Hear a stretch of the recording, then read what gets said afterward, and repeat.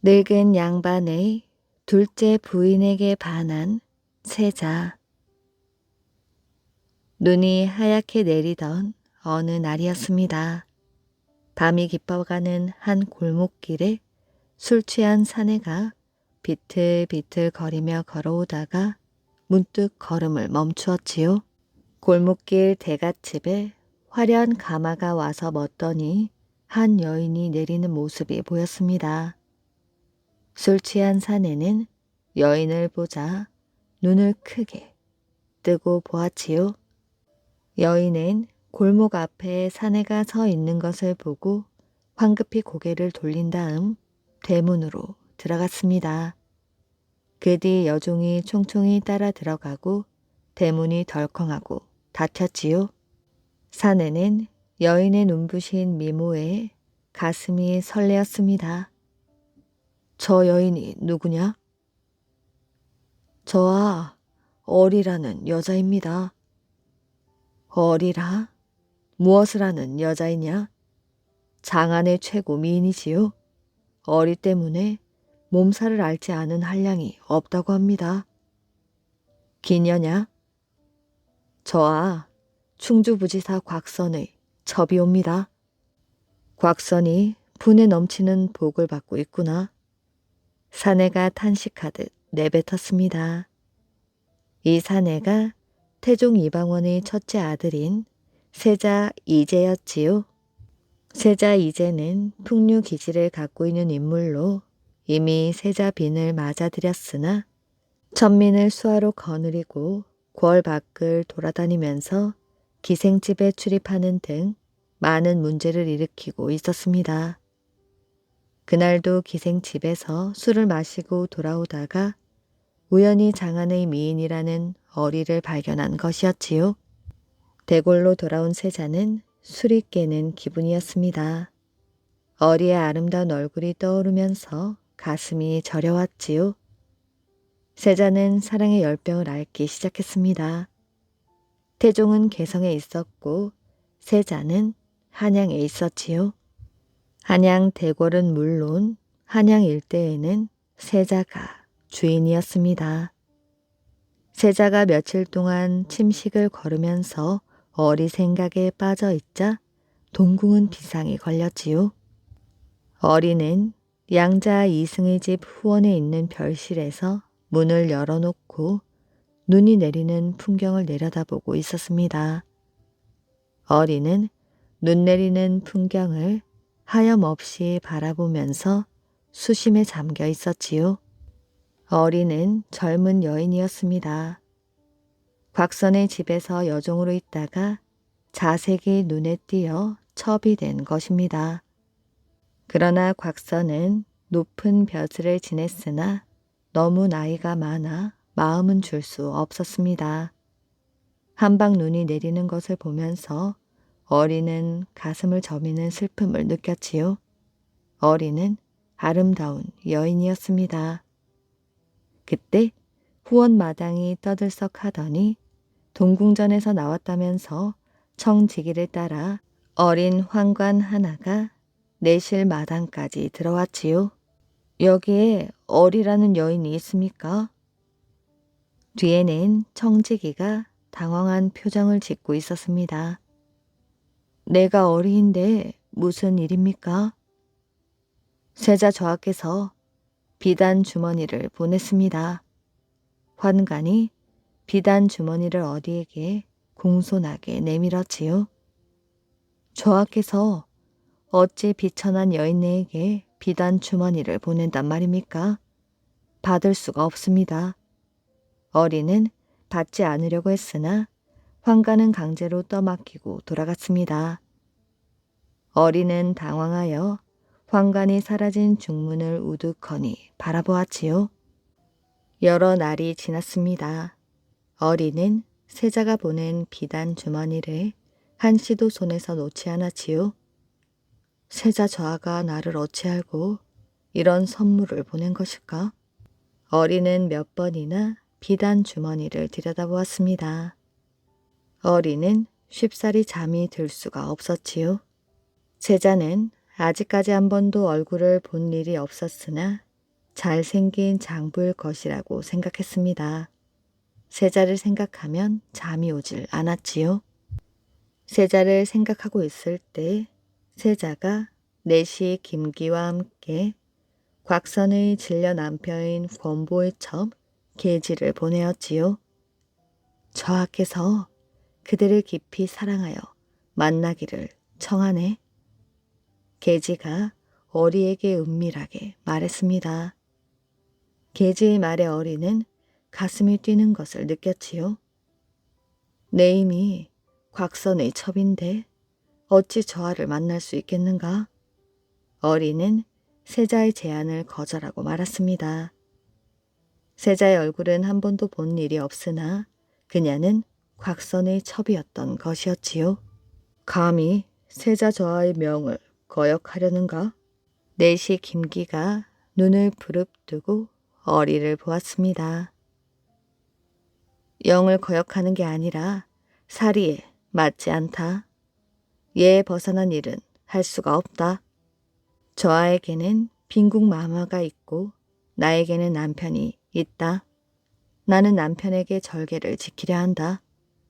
어리는 김기의 제안을 완강하게 거절하고 그 사실을 곽선의 양자 이승에게 알렸습니다. 이승은 어리의 말을 듣고 경악하였지요. 아버지 곽선은 고향에 가 있었기 때문에 상의를 할 수 없었습니다. 게다가 상대가 세자였기 때문에 부녀자를 희롱했다고 하여 관청에 고발할 수도 없었지요. 이승은 아버지에게 이야기하지 말고 모른 채 하라고 어리에게 당부하였습니다. 김기와 계지가 돌아가고 며칠이 되지 않았을 때 대문 앞에서 호통을 치는 소리가 들렸습니다. 이리 오너라. 청지기가 문을 열자 세자 이재가 내시 김기와 악궁을 거느리고 미복 차림으로 서 있었지요. 세자 저하이시다. 주인은 속히 나와 맞이하라. 청지기가 놀라 안으로 뛰어들어가 이승에게 고하자 이승이 달려나와 꿇어 엎드렸지요. 어리를 나오게 하라. 세자가 명을 내렸습니다. 저하께서 어찌 규중의 부녀자를 나오라고 하십니까? 이승은 세자의 명에 조심스럽게 물었지요. 왕세자라고 해도 규중 부녀자를 희롱하는 것은 법도에 어긋나는 일이었습니다. 네가 목숨이 몇 개라고 감히 나의 명을 거역하는 것이냐? 정녕 죽고 싶은 것이냐?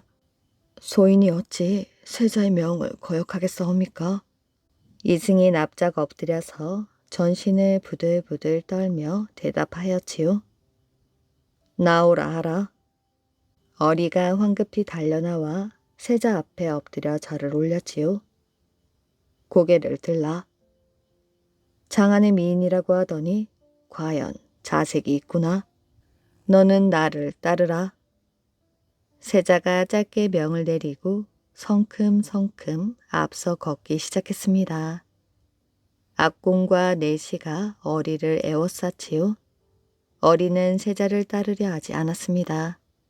첩이라 해도 엄연히 남편이 있는 여자였지요. 어서 명을 받으시오. 악공이 어리를 보며 다그쳤습니다. 어리가 이승을 돌아보자 고개를 잔뜩 떨어뜨린 채 부들부들 떨고 있었지요. 어리는 어쩔 수 없이 세자 이제에 의해 악공의 집으로 끌려가게 되었습니다. 악공의 집에는 조촐한 술상이 차려져 있었지요. 저와 소인은 이미 남편이 있습니다. 조선이 누구의 해이더냐? 조선의 풀 한 포기, 나무 한 그루, 꽃 한 송이는 과연 누구의 해이더냐? 너는 영광으로 알거라. 어리는 깜짝 놀랐지만 상대는 세자였습니다. 너와 인연을 맺었으니 이제 곽선에게 돌려보내지 않을 것이다. 세자 이제는 어리를 데리고 동궁으로 들어갔습니다. 이튿날 세자는 이승에게 화를 보내고 어리는 이승의 처에게 비단을 보내었지요. 어리가 이승의 처에게 비단을 보낸 것은 곽선과의 관계를 청산한다는 의미가 있습니다. 이승은 권보를 만나 세자가 강제로 어리를 끌고 간 사실을 털어놓았지요. 권보는 세자가 어리를 빼앗은 것이니 단념하라고 이승을 설득했습니다. 이승은 세자가 어리를 동궁전으로 납치한 사실을 태종에게 알리겠다고 하였지요. 권보가 깜짝 놀라 세자에게 달려가 말했습니다. 네가 감히 서엄부와 형조에 나를 고발하려 하느냐? 나는 세자이니 처벌을 받지 않을 것이다. 그러나 너는 죽음을 면치 못할 것이다. 세자가 권보를 시켜 이승을 협박했습니다. 이승은 세자의 보복이 두려워 태종에게 아뢰지 못하였지요. 세자는 한시도 어리 곁을 떠나지 않고 술과 과무에 빠져 지내었습니다. 어리도 세자와의 사랑을 불태웠지요. 곽선이 부유하기는 하였지만 세자에 비하면 아무것도 아니었습니다. 세자와 어리의 사랑은 결국 태종에게 알려지고 말았지요. 태종은 대노하여 이승을 대궐로 불러들였습니다. 이승은 부들부들 떨면서 세자가 협박을 하여 어리를 납치해 데려갔다고 아뢰었습니다. 너는 어찌하여 이와 같은 사실을 알리지 않았느냐? 신이 아뢰려고 했으나 권보가 만류했습니다. 닥치거라. 저놈을 채찍으로 100대를 때려 궐에서 내쫓거라. 이승은 피투성이가 되어 대궐에서 쫓겨나고 파직되고 말았습니다. 세자와 어리의 사랑은 조정을 발칵 뒤집어 놓았지요. 세자의 세력은 이 사건을 은폐하려고 했고 그의 반대 세력은 확대시키려고 하였지요. 태종은 세자를 폐위하는 문제를 심각하게 생각했습니다. 그러나 세자에게는 아직 강력한 우호 세력이 있었지요. 소위 세자를 가르치고 이끄는 사람들이 폐세자를 강력하게 반대했던 것입니다. 아울러 세자를 찾아가 자숙할 것을 권하였지요. 결국 어리는 궁중에서 추방되고 세자는 반성문을 쓰게 되었습니다. 이 사건은 세자의 반성문으로 마무리되는 듯 하였지요. 세자와 가까이 지내던 사람들은 모두 사형을 당하고 말았습니다. 어리도 사형을 당할 위기에 처했으나 왕세자 이제가 강국하게 청하여 대궐에서 추방하는 것으로 그쳤지요. 이렇게 치열한 암투가 벌어지고 있는데도 세자 이제는 어리를 잊을 수가 없었습니다. 어리는 세자의 많은 여인들 중 미모가 가장 출중하였지요. 세자는 어리의 아름다운 얼굴을 생각하면 잠을 이룰 수가 없었습니다. 어리가 사무치게 그리웠지요. 세자가 침식을 잊다시피 하면서 어리를 그리워하자 동궁전은 비상이 걸리게 되었습니다. 세자비는 세자가 넋을 잃고 앉아있자 친정 어머니에게 가서 상의를 했습니다. 저하께서는 여러 명의 부인을 둘 수 있다. 여염의 부녀자 하나 때문에 병들게 할 수는 없지 않느냐. 어머니, 저는 어찌 해야 합니까? 세자를 살리려면 어리를 입궁시킬 수밖에 없겠구나. 전하께서 아시면 우린 살아남지 못합니다. 동궁전에 아릴 것을 철저하게 입단속을 시키면 어찌 알겠느냐. 세자빈의 친정어머니는 어리를 찾아서 여종으로 위장시켜 대궐로 들여보냈습니다. 세자는 반색을 하고 어리를 맞아들였지요. 세자와 어리는 다시 불같은 사랑에 빠지고 말았습니다. 그런데 어리가 잉태를 하여 아이를 낳았으나 대궐에서 돌볼 사람이 없었지요. 이에 세자는 누이인 정순 공주와 정경 공주에게 유모를 구해달라 청했습니다. 어리가 아이를 낳은 사건은 왕세자 이제를 반대하는 세력에게는 절호의 기회였지요. 그들은 정순공주와 경정공주를 움직여 태종의 분노를 촉발시키려는 계획을 세웠습니다. 정순공주와 경정공주가 유모를 보내주고 개성에 있는 대궐에 가서 원경왕후에게 인사를 올렸습니다. 동궁전에서 유모를 구해달라 하여 부득이 이를 보내었습니다. 왕세자 이제를 반대하는 세력의 사주를 받은 공주들은 원경왕후에게 아뢰었지요. 뭐라? 대체 누구의 아기를 위하여 유모를 청했느냐? 원경왕후가 깜짝 놀라 물었습니다. 원경왕후는 태종이 왕위에 오르는데 많은 공을 세운 여걸이었지요. 어리가 낳은 아이입니다. 공주들의 말에 원경왕후는 경악하고 말았습니다.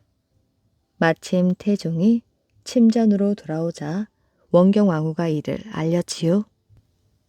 태종은 대노하여 문신인 조말생을 어전으로 불러들였습니다. 대궐은 어리의 일로 또다시 발칵 뒤집히게 되었지요. 태종의 눈에서 눈물이 비오듯 흘렀습니다. 조말생은 당황하여 어찌할 바를 몰라 하였지요. 세자 때문에 벌을 받은 자가 한둘이 아니니 내 실로 부끄럽구나. 태종은 어리를 끌어들인 세자빈에게도 화가 났습니다. 한양에 가서 세자빈을 아비 집으로 내보내라. 다만 노비를 주어서 보내라. 그 맏딸과 맏아들은 은혜를 베풀어 전에 머물게 하여 옛날처럼 지내게 하라. 막내딸은 그 어미를 따라가 거주하게 하고 또 그 첩의 딸들로 하여금 세자빈을 따라가 같이 거주하게 하라. 태종은 세자빈을 동궁에서 내쫓은 것이었습니다. 세자빈 김씨는 억울하게 축출되고 말았지요. 세자의 아들과 딸들도 모두 대궐에서 내쫓겼습니다. 태종은 큰 아들인 왕세자 이제를 내치는 문제로 오랫동안 고뇌하였지요. 한양으로 돌아온 세자는 태종의 마음이 자신에게서 떠나 있다는 사실을 눈치챘습니다. 내가 어리를 첩으로 들인 것이 무엇이 잘못인가? 세자 이제는 태종의 처분에 반발하였지요. 어리와 헤어져 살고 싶지 않았습니다. 그는 어리를 내보내라는 태종의 명을 거절하고 서신을 올렸습니다. 태종은 세자의 편지를 읽고 화가 머리끝까지 났습니다. 세자의 편지는 궤변이었고 태종에게 맹렬하게 항의한 것이었지요. 태종이 대신들을 불러놓고 의논했습니다.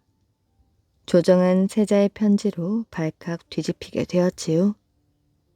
세자의 편지에서 태종의 처분에 반발했을 뿐 아니라 협박조로 항의하고 있었습니다. 대신들도 세자의 편지를 읽고 탄식하고 말았지요. 전하, 어리를 참수해야 합니다. 여러 대신들이 모두 어리를 참수하여 유혹을 근절하자고 태종에게 청하였지요. 세자는 어둡고 고집이 세어 사세가 즉시 중지시키기가 어렵겠으니 우선 그 여인을 돌려주십시오. 다른 신하들은 세자가 고집이 세서 어찌할 방법이 없으니 어리를 돌려주자고 하였습니다. 태종은 문무백관들에게 세자를 패하는 일을 논하라고 지시하였지요.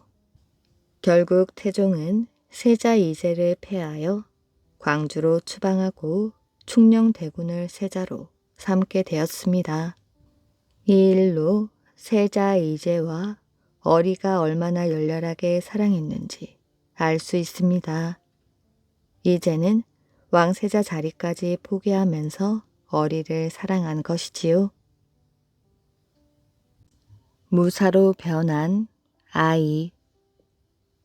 옛날 어느 마을에 방시성을 가진 젊은 부부가 살고 있었습니다. 그런데 부부가 결혼한 지 3년이 넘었어도 아이가 생기지 않아 초조해지기 시작했습니다. 예전에는 부인이 아기를 낳지 못하면 칠거지약의 하나로 부인을 냉대하곤 하였지요. 방씨의 부인은 아들을 낳기 위해 백방으로 노력했습니다. 좋다는 약은 모두 먹어보기도 하고 굿도 여러 차례 하였지요. 그래도 임신이 되지 않아서 남편에게 말했습니다. 우리 부부가 백화산에 올라가서 같이 기도를 드려요. 남편은 부인 말에 따라 산에 가서 기도를 드리기로 결정하였지요. 부부는 옷을 단정히 입은 다음 백화산으로 갔습니다. 두 사람은 정상에 올라가 큰 바위 밑에 엎드려 기도를 드렸지요. 아들 하나만 점지해 주십시오. 그들은 사흘 동안 식음을 전폐하고 잠도 자지 않은 채 정성껏 기도하고 산에서 내려왔습니다. 그로부터 얼마 뒤 부인에게 입덧이 시작되어 부부는 뛸 듯이 기뻐했습니다. 우리 아들이든 딸이든 나 훌륭하게 기릅시다. 그리고 10달 뒤 옥동자를 낳았는데 아기의 이목구비가 훤하고 잘생겨 보는 이들마다 장차 큰 사람이 되겠다고 칭찬이 자자했습니다. 그런데 이 아기가 태어나던 날 마을 노인이 밖에 나갔다가 방신의 집에서 환하게 비추고 있는 빛 줄기가 백화산에서 흐르고 있음을 보았습니다. 노인은 이상하다고 생각했지만 그 후 이 일을 까맣게 잊고 있었습니다. 아이는 무럭무럭 자라면서 사람들을 자주 놀라게 하였지요. 보통 사람보다 일찍 걷고 말도 빨리 배우고 힘이 세어 어른과 팔씨름을 해도 아이가 이길 만한 힘이었던 것입니다. 사람들은 이 기이한 아이를 보려고 문전성시를 이루고 있었지요. 그러던 어느 날 어머니가 빨랫감을 가지러 방 문을 열려고 하는 순간 방에서 장정 여러 사람이 주문을 외듯 중얼중얼 거리는 소리가 들렸습니다. 방씨 부인은 너무 이상하여 문틈으로 방 안을 들여다보았지요. 그랬더니 아이는 온데 간데 없고 젊은 무사한 사람이 버티고 서서 주문을 외우는데 손에 막대기를 여러 개 들고 있었습니다. 주문을 외울 때마다 막대기 한 개가 군졸 한 명으로 변하기 시작하였지요. 부인은 기이한 광경에 머리가 어지럽고 겁이 났지만 정신을 차리고 방 안의 동정을 주시하고 있었습니다. 손에 있는 막대기가 하나씩 모두 무사로 변하자 그는 갑자기 호령하는 것이었지요. 모두 듣거라. 지금부터 무술 훈련에 들어가겠다.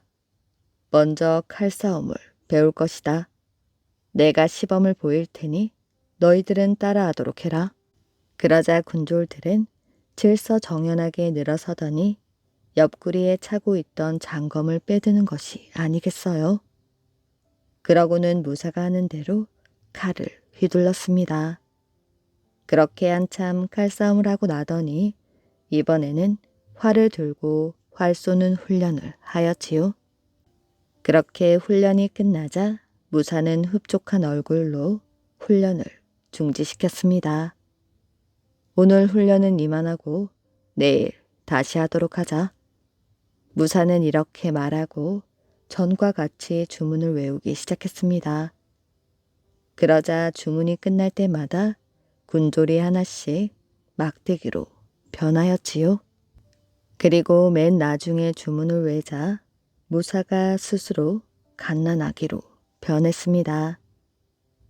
그러더니 부인의 잠을 재우던 포대기 속으로 들어가 금방 잠이 들어 새록새록 자고 있었지요.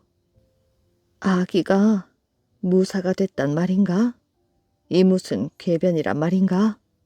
방씨의 부인은 부들부들 떨고 있었습니다. 등에서 식은 땀이 흐르고 다리에 힘이 풀려 일어날 수가 없었지요. 부인은 엉금엉금 기어 빨래터로 갔으나 방 안의 광경이 눈앞에 어른거려 무섭기까지 했습니다. 그날 밤 아내는 남편을 데리고 뒷산으로 갔지요. 그러나 남편은 그 이야기를 믿으려 하지 않았습니다. 오히려 아내가 아기를 출산하더니 몸이 허약해진 것이 아니냐고 반문을 하면서 아이를 낳고 몸조리를 못하여 그런 것이라고 걱정을 하였지요. 제 말을 못 믿으시겠다면 내일 당신도 한번 방을 엿보세요. 두 사람이 산에 내려와 방으로 들어가니 아이가 깊은 잠에 빠져 평화롭게 자고 있었습니다. 그 모습이 너무 귀엽고 천연스러워 그녀의 마음이 더욱 아팠지요.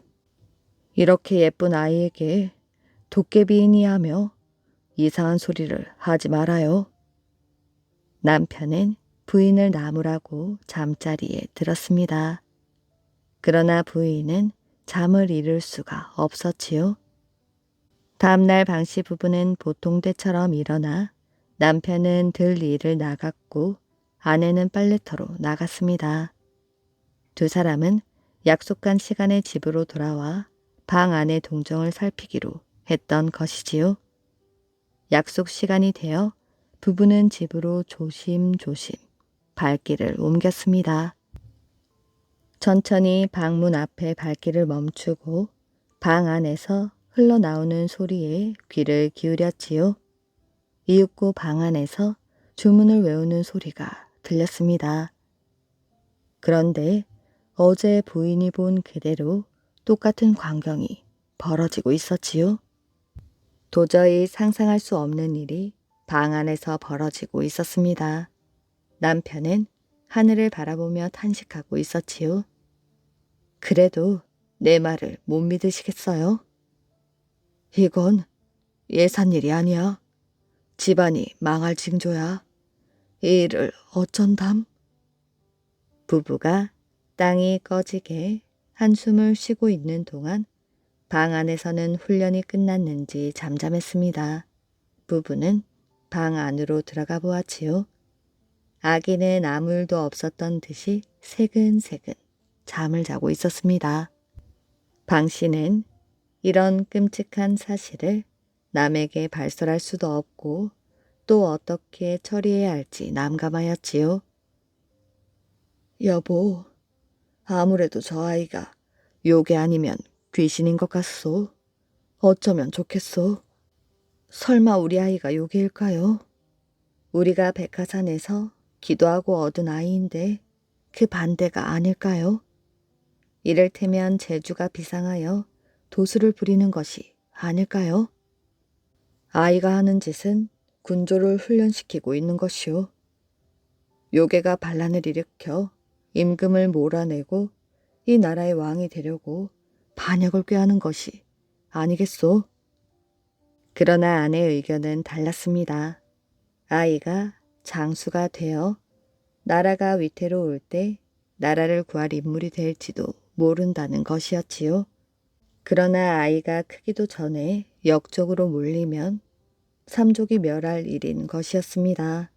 방씨 부부가 살던 지방에는 오랑캐의 침입으로 주민들의 생활이 말이 아니었습니다.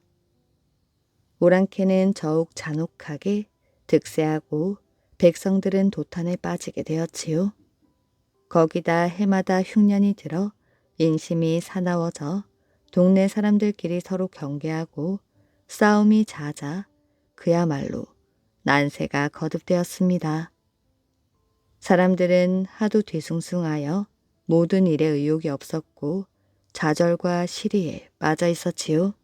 이런 와중에 아들의 회개망측한 짓은 방씨 부부를 더욱 불안하게 하였습니다. 아이를 살려두었다가 오랑캐와 작당하는 날이면 큰일이오. 예사로운 아이가 아니니 무슨 짓을 할지 모르겠소.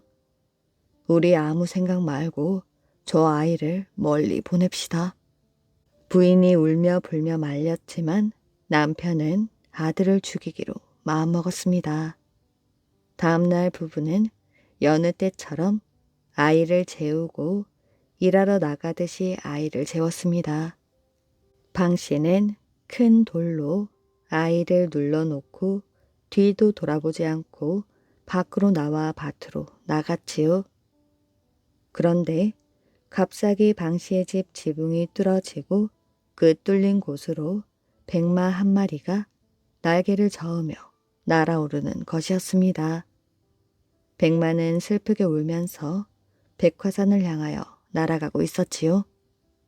이렇게 울며 날아간 백마가 백화산 중턱에 이르자 갑자기 하늘이 먹구름으로 덮이고 천둥 번개가 치며 산이 갈라지더니 백마는 그 갈라진 곳으로 숨어버리는 것이었습니다.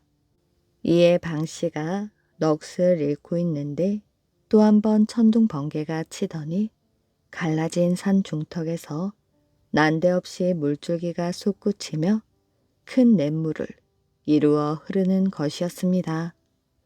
그제야 방씨는 후회하고 말았지요. 백화산의 전기를 받고 태어난 아들을 죽인 자신이 한없이 미웠습니다. 너무 경솔했던 자신의 행동에 방씨는 한없이 눈물을 흘렸으나 때는 이미 늦은 것이었습니다. 마을 사람들은 방씨의 행동을 크게 꾸짖었지요. 사람들은 이 아이를 살려두었다면 오랑캐를 무찌를 큰 위인이 되었을 것이라고 아쉬워했습니다. 그 후 방씨는 이 마을에 살지 못하고 동네를 떠나고 말았지요. 작은 악마와 빵 조각. 옛날 어느 마을 가난한 농부가 아침도 먹지 않고 점심으로 빵 한 조각만을 싸 가지고 밭 가리를 하러 나갔습니다. 농부는 쟁기를 내리고 수레를 덤불 밑에 끌어다 놓은 다음 그 위에 빵을 얹고 겉옷으로 빵을 덮어 놓았지요. 일을 하다가 농부가 시장길을 느꼈습니다. 농부는 쟁기를 밭에 꽂아둔 채 말을 풀어 꼴을 먹도록 놓아준 다음 자기도 겉옷이 있는 쪽으로 점심을 먹으러 갔습니다. 농부는 겉옷을 들춰보았지요. 그런데 빵 조각이 없었습니다. 그는 근처를 찾아보기도 하고 겉옷을 뒤집어 털어보기도 하였으나 빵 조각은 없었지요. 농부는 이상한 일도 다 있다고 생각했습니다. 아무도 없는데 누가 빵을 가져갔을까? 그러나 사실은 농부가 밭을 갈고 있는 동안 작은 악마가 빵 조각을 훔쳐내고 덤불 뒤에 숨어 동정을 살피고 있었습니다. 농부가 화를 내고 욕을 함으로써 큰 악마를 기쁘게 해주리라 생각하며 귀를 기울이고 있었지요. 농부는 조금 실망했습니다. 할 수 없지. 굶어 죽기 하겠어. 누군가 훔쳐갔다면 꼭 필요해서 가져갔겠지. 아무나 먹게 내버려 두자. 그리고 농부는 우물가로 가서 우물물을 잔뜩 마시고 한숨을 쉬고 나서 또 밭을 갈기 시작했습니다. 작은 악마는 당황하여 큰 악마에게 달려갔지요. 그는 큰 악마에게 자기가 농부의 빵을 훔쳤는데도 농부는 욕을 하기는커녕 오히려 복을 받을 말만 했다고 말했습니다. 큰 악마는 노발대발하며 말하였지요. 만약 농부가 정말로 너를 이겼다면 그것은 모두 너의 잘못이다. 네 방법이 나빴기 때문이야. 한 번 더 농부에게 가서 그 빵 조각을 보상하고 오너라. 만약 3년 안에 농부에게 이기지 못한다면 네 놈을 가만두지 않을 것이야. 작은 악마는 깜짝 놀라 지상으로 달려나가 어떻게 자기 죄를 보상해야 좋을지 그 방법을 궁리하기 시작했습니다. 곰곰이 생각한 끝에 마침내 묘안이 떠올랐지요. 작은 악마는 성실한 사람으로 둔갑하여 가난한 농부네 집 머슴으로 들어갔습니다. 그리고는 여름에 가뭄이 들 것을 예상하여 농부에게 습지의 씨앗을 뿌리라고 일러주었지요. 농부는 머슴의 말대로 습지에다 씨앗을 뿌렸습니다. 그랬더니 다른 농부네 밭에서는 모든 농작물이 말라 죽었는데 이 가난한 농부네 집에서는 잘 자란 이삭이 연글어 풍작이 되었지요. 그래서 농부에게는 곡식이 이듬해 추수 때까지 먹고도 남아돌 정도였습니다. 다음에 여름 머슴은 농부에게 언덕 위에 씨를 뿌리라고 권하였지요. 그랬더니 그의 여름에는 비가 몹시 많이 내렸습니다. 다른 집 농작물은 모두 쓰러지고 비를 맞아 썩어 제대로 연글지 않았으나 이 농부네 언덕 위의 밭에서는 곡식들이 아주 잘 연글었지요. 그래서 또다시 많은 곡식들이 생겼고 그것을 처분하기 곤란할 정도였습니다. 그래서 머슴은 농부에게 밀을 빻아 술을 담그라고 일러주었지요. 농부는 술을 담가 자기도 마시고 마을 사람들에게도 나누어 주었습니다. 작은 악마는 큰 악마에게 가서 빵 조각을 보상했다는 말을 자랑스레 늘어놓았지요. 큰 악마는 그것을 보러 나섰습니다. 그가 농부네 집에 가보니 농부는 돈 많은 마을 사람들을 초대하여 술 대접을 하고 있었습니다. 농부의 아내도 손님들에게 술 시중을 들고 있었는데 그만 탁자 모서리를 돌다가 옷이 걸려 잔을 쓰러뜨리고 말았지요. 그러자 농부는 화를 내며 아내를 꾸짖었습니다. 조심해. 이런 고급 술을 엎지르다니. 이게 뭐 구정물인 줄 알아? 다리가 삐었어? 작은 악마는 발꿈치로 큰 악마를 쿡쿡 찔렀습니다. 보십시오. 이젠 저자도 빵 조각을 아까워하게 되었어요. 농부는 아내를 마구 후통쳐 놓고 손수 술시중을 들기 시작했습니다. 그때 들 일을 하고 돌아가던 가난한 농부가 초대도 하지 않았는데 그곳에 들어왔지요. 그 사람은 인사를 하고 자리에 앉고 보니 모두들 술을 마시고 있어 자기도 한 잔 마시고 싶은 생각이 들었습니다. 하지만 주인은 그 사람에게 아무것도 권하지 않고 이렇게 중얼거렸지요. 아무에게나 먹일 수는 없지. 큰 악마는 이 말이 매우 마음에 들었습니다. 보십시오. 지금부터 시작입니다. 돈 많은 농부들은 술을 주거니 받거니 하면서 한 잔씩 한 잔씩 드렸지요. 그들은 서로 공치사를 늘어놓으며 입에서 나오는 대로 짓거려댔습니다. 큰 악마는 열심히 귀를 기울이고 작은 악마를 칭찬하였지요. 만약 저 술 때문에 절이 교활해져서 서로가 서로를 속이게 된다면 저놈들은 이미 우리에게 진 거야. 아무튼 두고 보십시오. 작은 악마가 말했습니다. 아직도 멀었습니다. 저놈들에게 한 잔만 더 먹여보십시오. 저놈들은 지금 저렇게 여우처럼 꼬리를 흔들며 서로 속이고 있지만 곧 심술사나운 일이가 될 것입니다. 사람들은 두 잔째 술을 마셨습니다. 그러자 그들의 목소리는 차차 커지고 거칠어지게 되었지요. 그들은 서로 욕설을 퍼붓고 화를 내며 멱살을 잡고 싸움을 시작했습니다. 주인도 싸움판에 끼어들어 호되게 얻어맞았지요. 큰 악마는 가만히 그 모습을 지켜보고 있었습니다. 거참 정말 재미있군. 아직도 멀었습니다. 놈들에게 석잔째 먹여보십시오. 지금 놈들은 이리처럼 시근대고 있지만 잠시 후 석잔을 마시면 돼지처럼 되어버릴 것입니다. 사람들은 석잔째 술을 마셨습니다. 그러자 완전히 취해서 녹초가 되어버렸지요.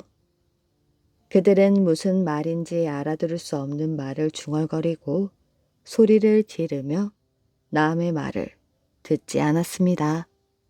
이윽고 사람들은 떼를 지어 거리로 비틀거리며 걸어 나갔지요.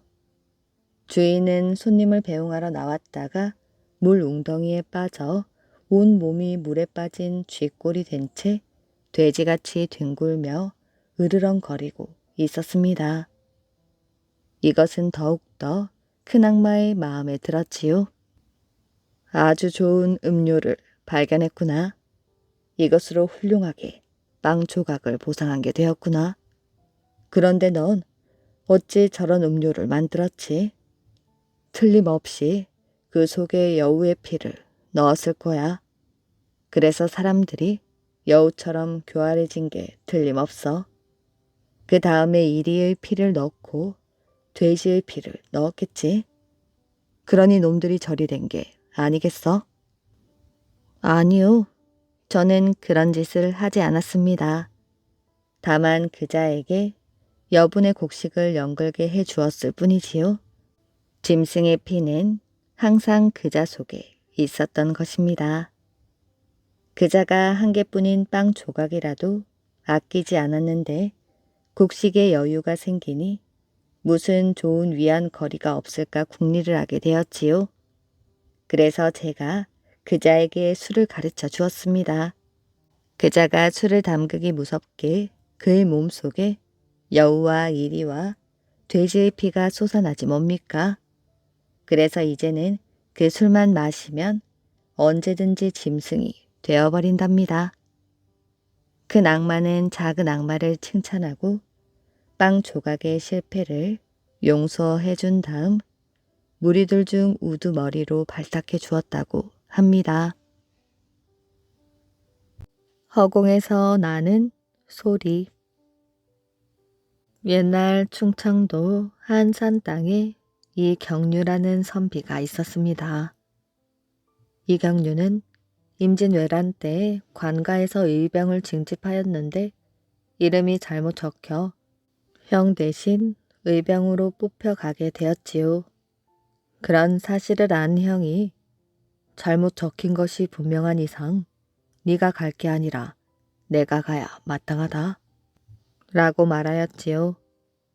그러나 이경류는 제 이름이 적혔으니 잘잘못에 앞서 제가 가야 옳습니다 하고 도무지 뜻을 굽히지 않았습니다. 이리하여 이경류는 젊은 아인과 함께 경상도 땅에서 벌어진 싸움터로 달려갔지요. 그런데 그가 가담했던 관군은 첫 번째 싸움에 크게 패하여 상주 땅까지 후퇴하게 되었습니다. 하지만 두 번째 싸움은 전보다 더한 참패였지요.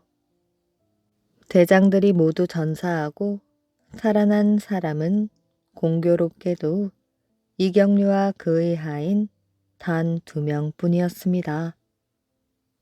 이젠 어서 대구로 돌아가십시오. 하인이 울면서 말하였지요. 아니다. 비겁하게 나 혼자만 살아남을 수 없지. 너야말로 어서 고향에 돌아가 어머님과 형님을 잘 보살펴 도와드려라. 하고 편지 한 장을 써 주었습니다. 그래도 아이는 서방님을 이곳에 계시게 할 수 없습니다. 저 역시 한 목숨 걸고 끝까지 싸우겠습니다. 하고 꿋꿋이 말하였지요. 이경류는 무척 감동하였습니다. 그럼 너의 말대로 할 것이니 우선 어디든 가서 먹을 것이나 구해오너라. 하인은 그제야 안심하고 음식을 얻으러 마을 쪽으로 뛰어갔습니다. 그런데 이경류는 하인의 모습이 멀어질 때를 기다렸다가 갑자기 앞쪽 외적의 진을 향하여 쏜살같이 돌진하였지요. 무서운 기세였습니다. 그러나 이경류는 맨손으로 외적을 10여 명이나 때려 죽이고 마침내 참혹한 죽음을 당하였지요. 뒤늦게 돌아온 아이는 깜짝 놀랐습니다. 즐비한 시체를 다 해치다시피 한 끝에 이경류의 시체를 걷어모았지요. 그리고 서둘러 한 곳에 묻은 후 말을 달려 고향으로 돌아왔습니다.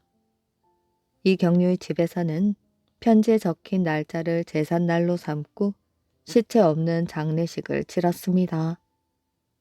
이날부터 음식을 전혀 들지 않던 아이는 며칠 후 세상을 떠났고 말 역시 시름시름 앓다가 같은 날 숨을 거두었지요. 이경류의 시체를 상주 고을 북문 밖에서 찾아다가 고향 땅에 다시 안장한 것은 정조 임금 때의 일이었습니다. 이때 그 하인과 말의 무덤도 조금 떨어진 곳에 함께 만들어 주었지요. 나라에서는 이때 비로소 충의 단이라는 제사터를 짓고 묘지기로 하여금 때 맞춰 제사를 지내게 하였습니다. 이경류의 초상을 마친 집안 식구들은 뜻밖의 일을 겪게 되었지요. 부인 조씨 방에서 날마다 밤이면 죽은 이경류의 말소리와 웃음소리가 들렸던 것입니다. 등장불을 켤 무렵이면 소리 없이 나타난 이경류가 마치 생시처럼 말하고 웃었는데 또 부인도 산 사람 대하듯 이야기를 주고받았지요. 심지어 술, 떡 같은 별식을 차려다 주면 입맛을 다시며 맛있게 먹고 마시고 곤히 누워 자곤 하였습니다. 그러다가 첫 닭이 울면 갑자기 꺼지듯 사라지곤 하는 것이었지요. 대체 서방님의 몸은 지금 어느 곳에 있습니까?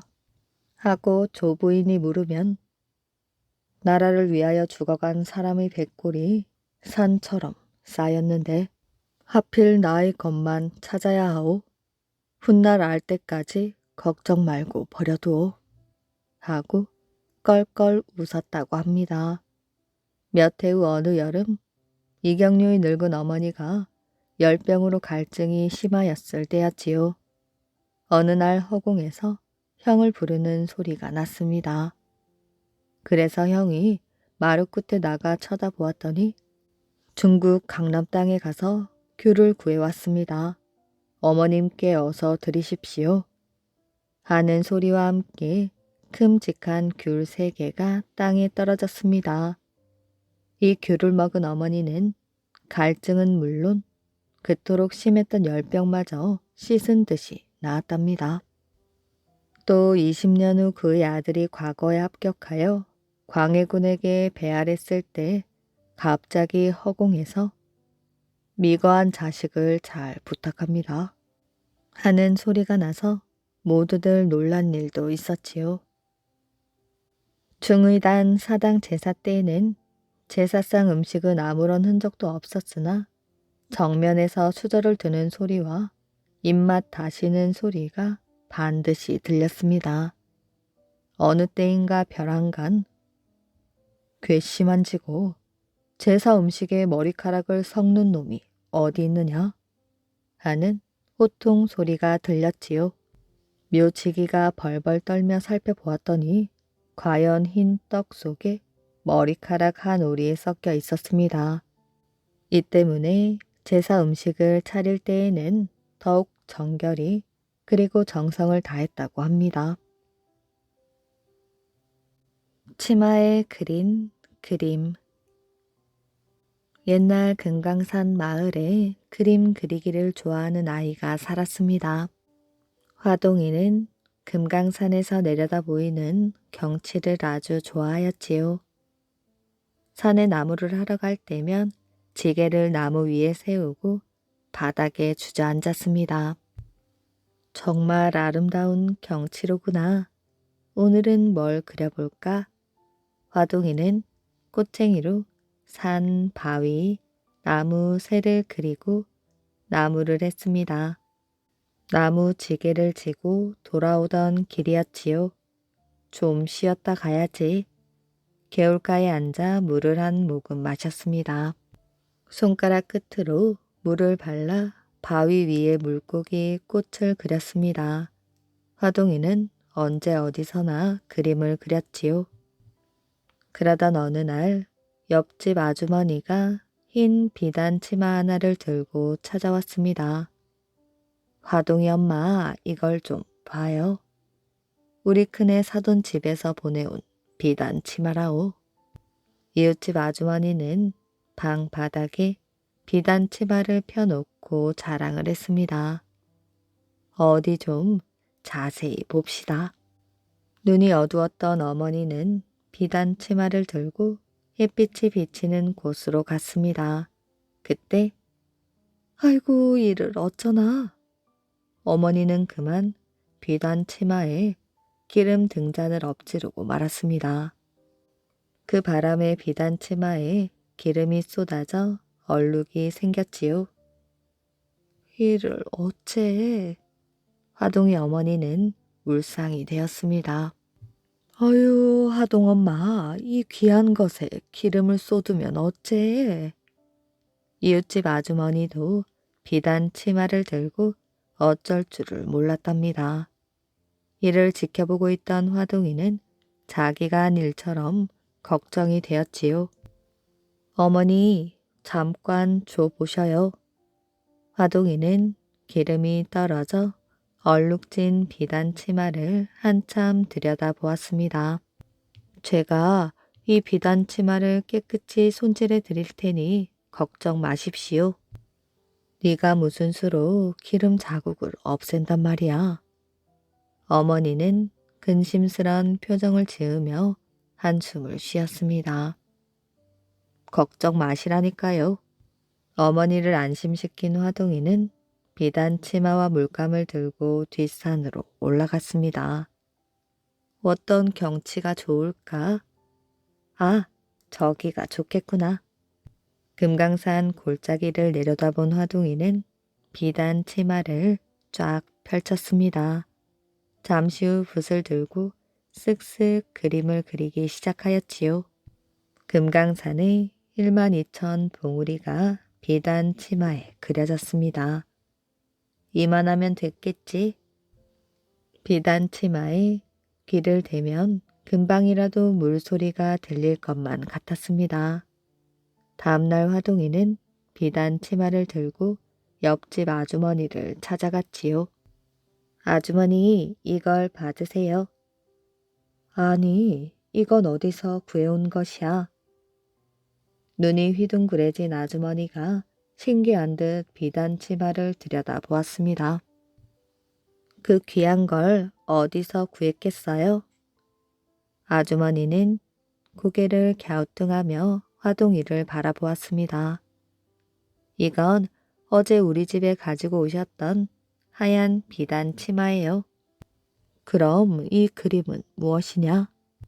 아무리 해도 얼룩이 지워지지 않아서 제가 그림을 그렸습니다. 뭐라고? 네가 그린 것이라고? 네가 이렇게 그림을 잘 그리는 줄 몰랐구나. 아주머니는 화동이가 그린 그림을 칭찬하였습니다. 아주머니, 그건 제가 그림을 잘 그려서가 아니에요. 네가 그린 그림이잖니. 아주머니는 화동이가 대견하였습니다. 그림은 제가 그렸지만 금강산의 아름다움이 뛰어나서 그런 것이에요. 전 금강산을 그대로 치마에 옮겨 놓았을 뿐이거든요. 세상에 이런 값진 치마를 어떻게 입겠느냐. 아마 공주님도 이런 치마는 입어보지 못했을 것이야. 다음 날부터 화동이의 그림 솜씨는 이웃 마을까지 소문이 났답니다. 마을 사람들은 흰 천을 들고 화동이를 찾아오기 시작하였지요. 화동이는 사람들이 가져온 흰 천에 옥류동 골짜기를 비롯한 금강산의 아름다운 모습을 그렸습니다. 그냥 옷감이었던 흰 천에 산 나무 꽃 새들이 그려지자 값비싼 옷값이 되었지요. 그때부터 금강산 마을 사람들은 금강산의 아름다움이 그려진 화려한 치마를 입고 다녔다고 합니다. 이야기 재미있게 잘 들으셨나요? 오늘의 이야기는 여기까지입니다. 오늘도 이야기를 들어주셔서 정말 감사합니다. 오늘도 편안한 밤 되시길 바랍니다.